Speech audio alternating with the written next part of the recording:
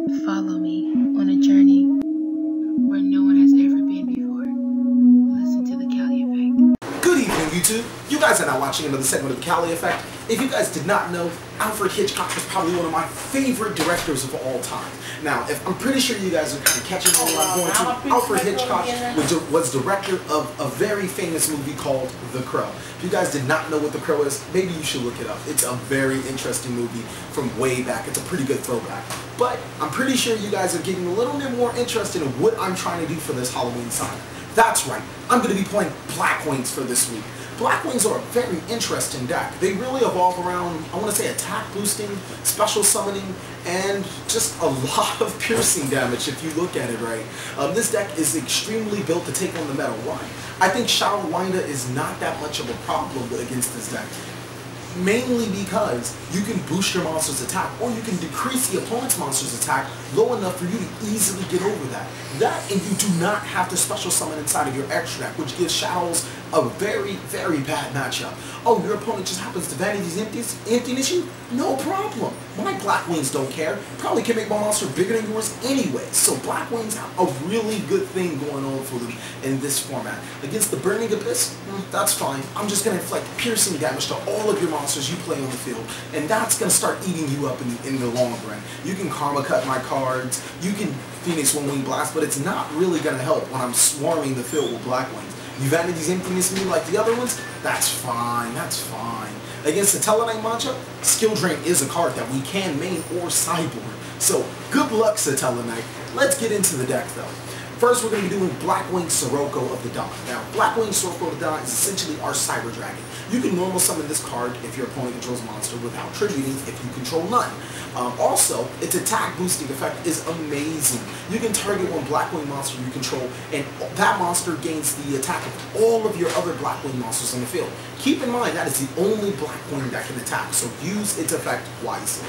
Next would be Blackwing Shura of the Blue Flame. Now, when Shura of the Blue Flame destroys a monster by battle, it can special summon one Blackwing monster with 1500 attack or less from your deck to the side of the field. It's going to be a very interesting effect when we get to special summon any of our Blackwings to our side of the field. Keep in mind, I'm pretty sure, is the effect negated? Yeah. Keep in mind the monster's effect is negated. So, like I said, it's going to be pretty interesting in the monsters that we summon. Its 1800 body is pretty good. Next, we're going to be talking about Blackwing Boar the Spear. Now, Boar the Spear is very special in the Blackwing deck, because if you control another Blackwing monster that is not Boar the Spear, you can special summon it to your side of the field. Now keep in mind, I said that is not Boar the Spear. So if Boar the Spear is already face up on the field, and you control another Blackwing, like SIROCCO or Shura, you can still special summon that other Boar the Spear. Now, Boar the Spear inflicts piercing damage to the opponent. So keep in mind, when you have SIROCCO, Shura, and Bora, you can use SIROCCO's effect to increase Bora's attack by an insanely amount, and then inflict piercing damage to the opponent, guaranteeing you some type of damage if not gain. Next, we're going to be talking about Blackwing Zephyra. Zephyra bounces any of your Blackwing monsters to your hand and inflicts 400 damage to you. What? But what? It special summons a 1600 attack monster. That being, you know, that we don't necessarily need to bounce back. We can bounce back cards like Bora and then special summon Bora right back. It doesn't really hurt. It gives us a free level 4 monster with 1600 attack to the board. Next, I'm going to be talking about Blackwing Kawachi of the Dawn. Now, Kawachi of the Dawn is a very interesting card, but it's special summonable through Shura. That's the biggest reason why we play it. It is a level 4 tuner, and its effect reads, if this card is special summoned, it cannot be used as a synchro material. So don't worry about that effect. We're going to worry about that it's a level 4 monster that can be special summoned by Shura, and it gives us a quick exceed play. If we do have it in our hand, it's kind of sucks, but it can be coupled with Bora for another quick synchro play. Now, next we're going to be talking about Blackwing Kalute. Now, Kalute can discard itself at any given time a Blackwing monster's attack to increase the monster's attack by 1400. That is right. We don't have the restrictions of Honest and Bougie Crane. We can just discard Blackwing Kalute at any given time, and even in multiples, when declaring a direct assault, giving our monster 1400 for each attack. That's 4200 if we discard all 3, plus the attack of the regular Blackwing monster, then the attack of SIROCCO if you add it on. That could be game right there. That's what's so amazing about Blackwings. We don't necessarily need to spam a whole bunch of monsters on the field to OTK. We can OTK you our own way. Next will be Blackwing Gale, Blackwing Gale, the card that inspired me to make the Blackwing saga, since it did come down to 2. You can special summon Gale by controlling another Blackwing, and then you can target a monster on your opponent's side of the field. Its attack is decreased by half. Yeah, that's right. Good luck all you monsters that's under 2500 attack getting over Gale, because Gale is going to be your worst nightmare. So, no SHADDOLL WINDA, no of the Situational cards, practically none of the XE monsters that level 4 players go into. Plightus is going to have a hard time when I special summon Gale, and then they're going to like, what do? I can't bounce the Gale because they'll just special summon the Gale, and if I bounce the other Blackwing, he still has Gale, so it's not a good situation for them either. So Gale is a very interesting card that I feel that we've just been waiting for all of us to come back.